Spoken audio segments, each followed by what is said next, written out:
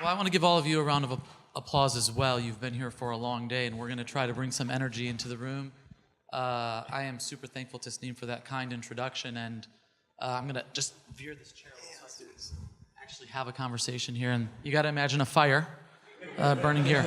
But I'm going to begin by just admitting that actually my relationship with Mamoon is quite personal. We're personal friends more than we have a professional relationship. And so I'm going to give this a try, but I'm not a professional investor. And the last time I asked for venture capital funds was about 20 years ago when I had a startup, so I'm becoming an old man. Why don't we get started? Let's do it. And yeah, we've actually had plenty of chats with the real fire, so this is a little awkward. Yes. Well, I'm going to set up first the context for the conversation.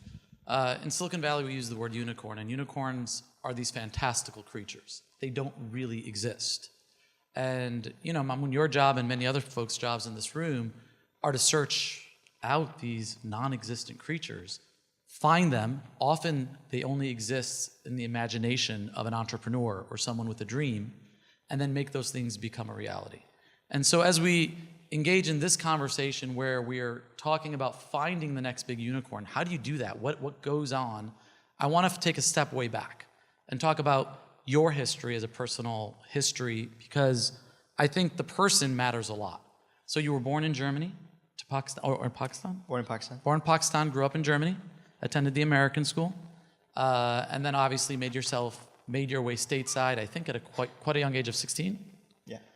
And found yourself as a Silicon Valley investor. Tell us about that story, any lessons you think inform who you are today and how you see opportunity in the market. All right, let's go. So I grew up in Germany in the 80s, really admiring space, computers, and really if I think about what led me to the US, actually I remember my mom telling me as a kid that she would read me this book about San Francisco, the Golden Gate Bridge, and somehow I told her as a 5-year-old, I really want to go there, go to San Francisco, and she kind of called it, it's like, I knew you'd always go there. From Frankfurt, Germany. But in any case, I ended up in the US at Purdue, where I studied electrical engineering, because I really got into space and NASA, and actually Purdue had graduated more astronauts than any other university, so which is why I ended up there. Rather than actually studying aeronautical engineering, I actually studied electrical engineering. I really got into semiconductors, really from something really big to something really small, actually, transistors and chips, and which actually led me to Silicon Valley in 1997, actually working at a semiconductor company designing chips. So, I think you asked the question about what is it that, the person that you are. There's always a rhyme or reason as to why a lot of the people that we back also do what they do. And I would say I do what I do is because I always loved the notion of what technology could do for humans. And that interest started at a very early age.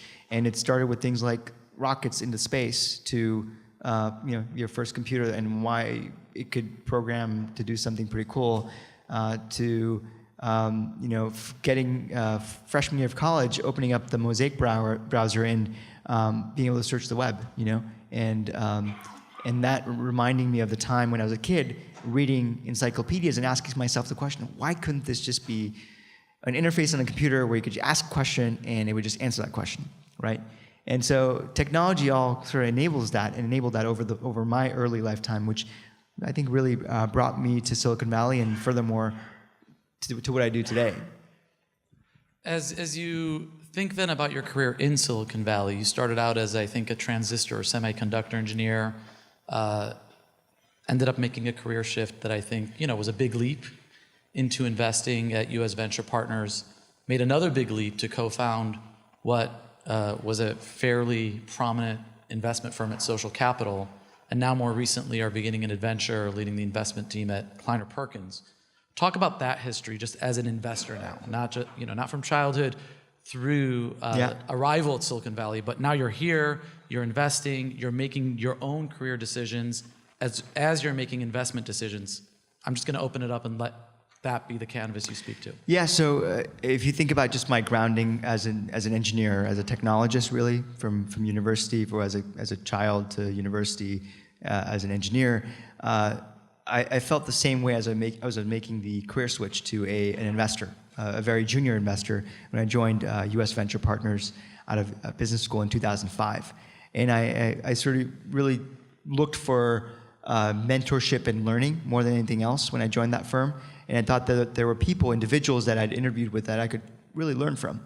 And so the way I viewed my investing career, or the different stages of my career, have been, the first few years was really learning. My first job or first firm, 6 years at U.S. Venture Partners, was about learning how to become a venture capitalist, or like from diligence to sourcing to like having a prepared mind around themes that you want to invest in, building great networks, et cetera. You know, all the things that you do, the random grab bag of things that you do as an investor, I learned, I would say, at USVP. And then, you know, further built, you know, amplified some of those skills. But really at Social Capital, we built a brand new firm out of nothing. That was in 2011. And I viewed that as the journey of building, like a phase of my career where I was young and somewhat still naive in some ways to go out and, with a few friends, go start a new thing, new firm.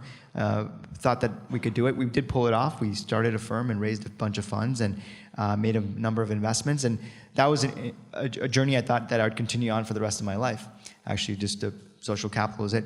But it sort of nagged away at me, I'd say probably like 2-3 years ago, where I had a relationship with the folks at Kleiner Perkins, and the notion of being at Kleiner Perkins and one of the most storied venture firms of all time, you know, with kind of an epic history, to be able to come in and really be a rebuilder of that organization and that firm was almost too compelling of an opportunity to pass up. And that's what got me to this phase of my life, which is investing, which is less about investing and building a track record, and now more about bringing some of that glory back that Kleiner has had for many decades in the world of venture capital. Yeah, well, I'm a Google, and when John Doerr calls, people pick up the phone. So I think that makes a ton of sense. I was once at a dinner, and you were there, and one of your close friends who you invested in, Aaron Levy, told the story about raising money for Box and how you were early in your investment career and how you started engaging in that company after, I don't remember how many venture capitalists they'd seen. What did you see in Box, which now obviously is a unicorn, a public company, Aaron obviously a very successful entrepreneur, that made you believe that Box could be something that so many others who maybe were more experienced than you were didn't see? Yeah. Coincidentally, I was reminded of that again last night when we had dinner. Aaron and I had dinner. Oh, there you go. That you were an idiot for investing. and I think, why does the founder who built this company think you're an idiot for having invested in his company? I think you asked the question of the why invest in these companies, these people. So what I saw in Box was, to give you a sense of how an investor's mind typically thinks, is you're typically thinking about a landscape. Okay, in this case, it's cloud storage, file storage for businesses. Actually, at the time I invested in Box, it was more still for consumers.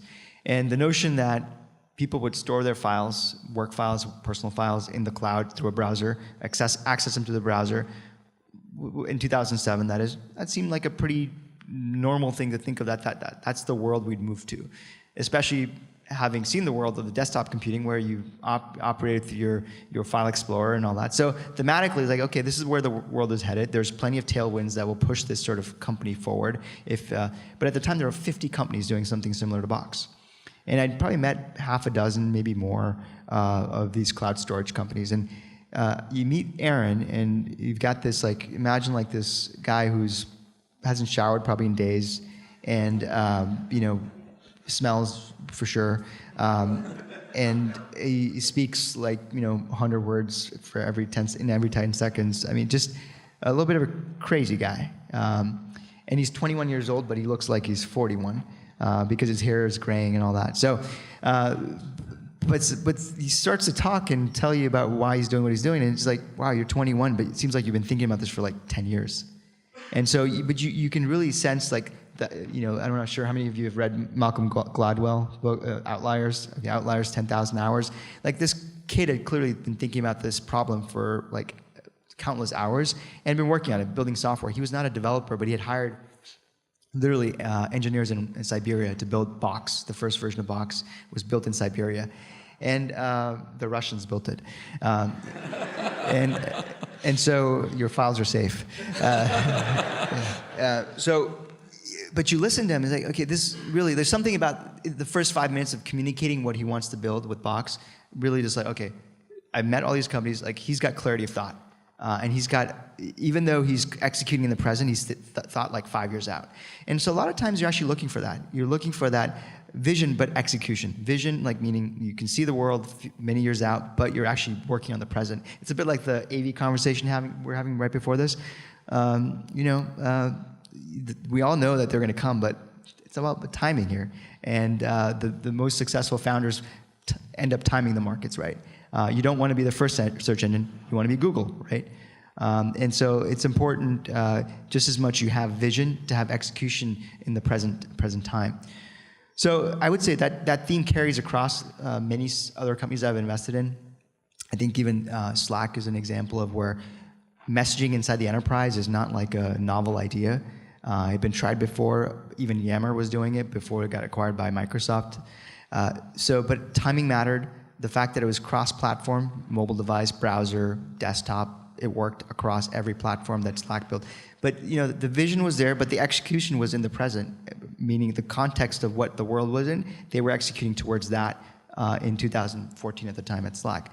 So does that give you some color? It does. And so abstract it out now for us a little bit, because I don't know that we can ever answer this question, which is why I wanted to go a little bit into your background, because you have to get into the mind of the people making the decision. But with a title that is as grand as this, and I have to credit Mehdi for coming up with this title and setting us up. But if someone is looking to build the next unicorn, or someone's looking to invest in the next unicorn, and you have to step back, and I'll embarrass you, and it was in your intro, but there are not many people who have hit 1, let alone 2, 3, or 4 companies that have hit $1 billion or $2 billion, and we'll see where Slack ultimately goes public, but we're probably talking about a multi-billion dollar valuation. So you've developed this reputation and had this knack for seeing through them, even when others didn't. Mm-hmm. Slack has a similar story, I know, to some extent. Step back and abstract out for us, what is it that helps you then become that unicorn chaser? What is it that helps you find, what is the bottom line for you as an investor when an idea is there and there are 50 companies in the space that helps you choose the 1 or 2 out of 50? Mm-hmm. You want to be number 1, that's for sure. I think in a market, especially in technology markets, you'd much rather be Google than Alta Vista, right? And that applies to most even less large markets. So how do you find the 1 really, the 1 in that particular market segment? And I think you like to think that you're helping them achieve that, but really you have to give credit to the founders of these companies. So you have to identify the people who are going after the large enough market, because a lot of these things are creating markets. They're not existent markets. Even Box, the market for cloud storage didn't exist. Yeah. The market for enterprise messaging did not exist. So a lot of these companies that become unicorns are creating markets or displacing existing markets. So I'm not sure if you read the book Blue Ocean Strategy, another book that actually talks about blue oceans. Or new markets to go after rather than existing markets. By the way, I don't read that many books. These are books I read 10 years ago. I have 3 kids, 5, 4, and 1, so I don't have time for that.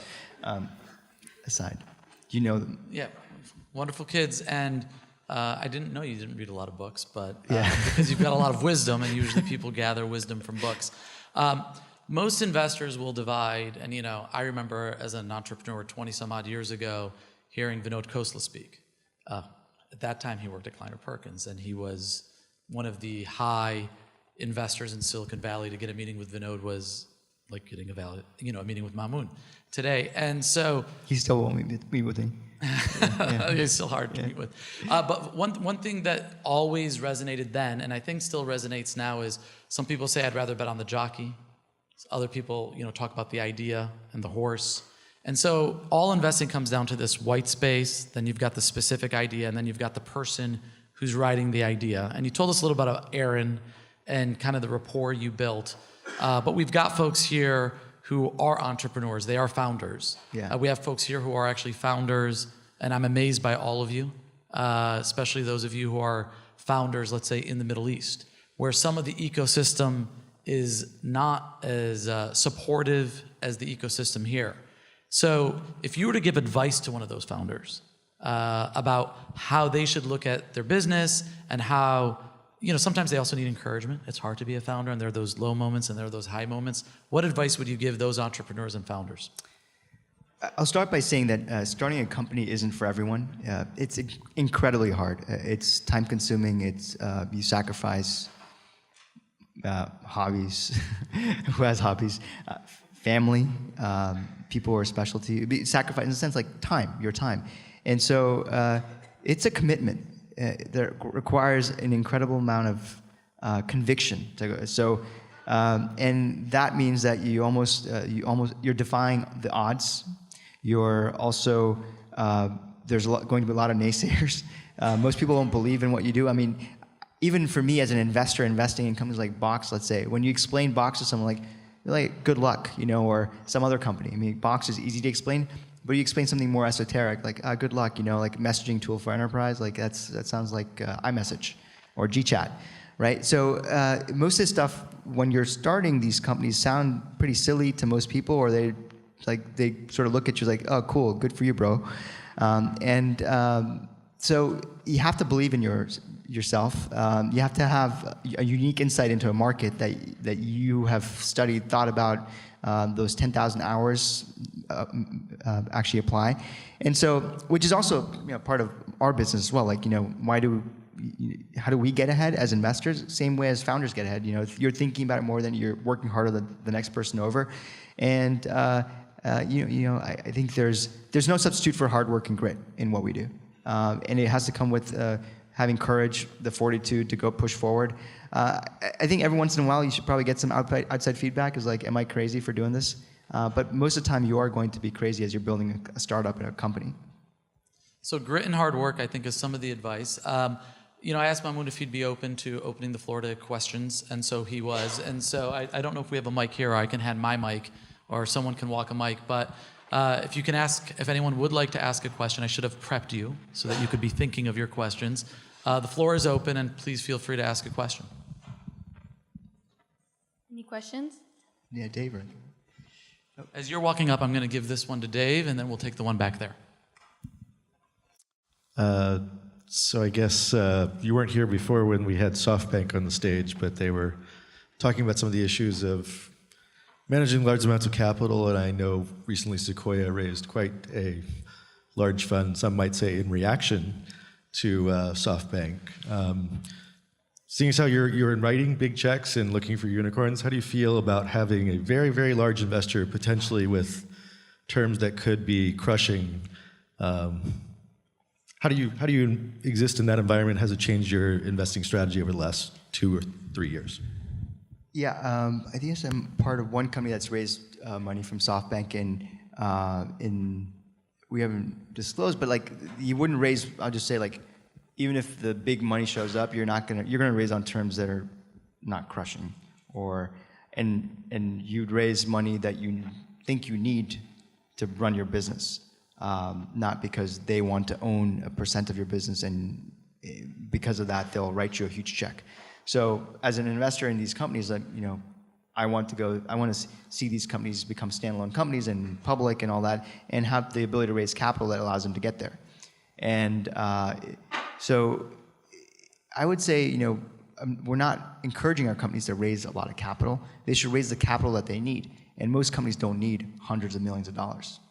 Okay, almost like no companies need that. There's the true unicorns maybe that are very capital intensive. The Uber still needs money because it's expanding. It has Uber Eats to expand in the rest of the world now beyond Uber transportation services. But most other companies don't need hundreds of millions of dollars to scale even globally. They're software companies, right? They're supposed to be able to scale theoretically, right? We had the question in the back there. Hi, Iyad Yaqub. Do you advise aspiring entrepreneurs to go establish their own companies right after graduation, or get professional experience first, then go and start up their own business?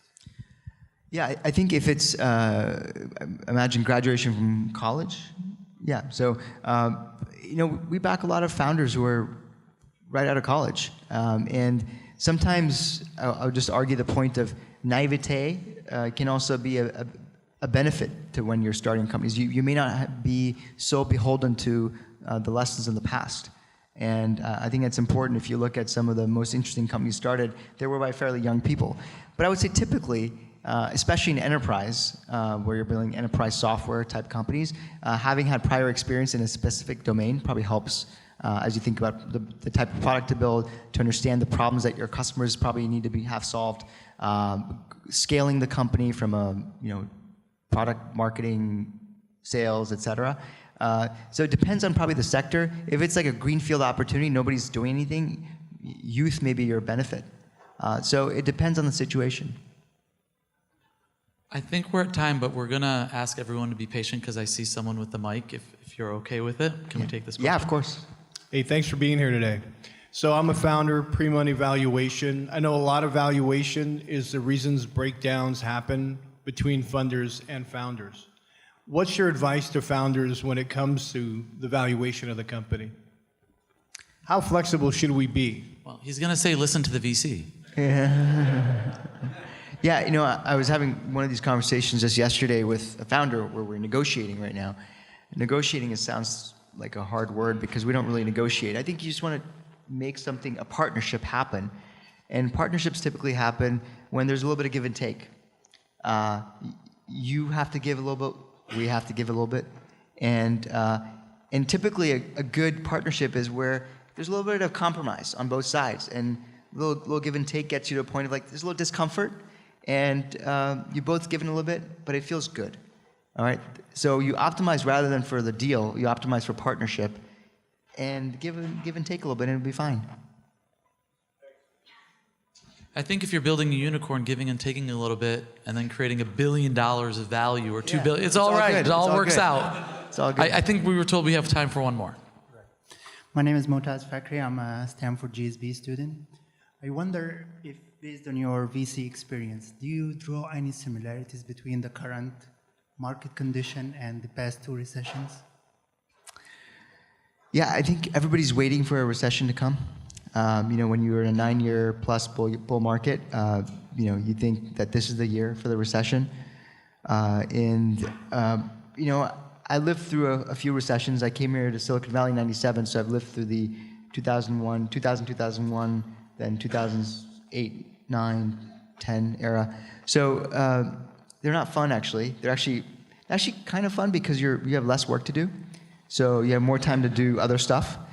But nobody wants that to happen, so I actually don't hope for a recession. But maybe there's a blip. But I will tell you, from what I see, I'm involved with a number of companies, we don't see any softness in our Q4 in terms of revenues, because that's where the real on the ground, you can tell whether there's actually recessionary pressure.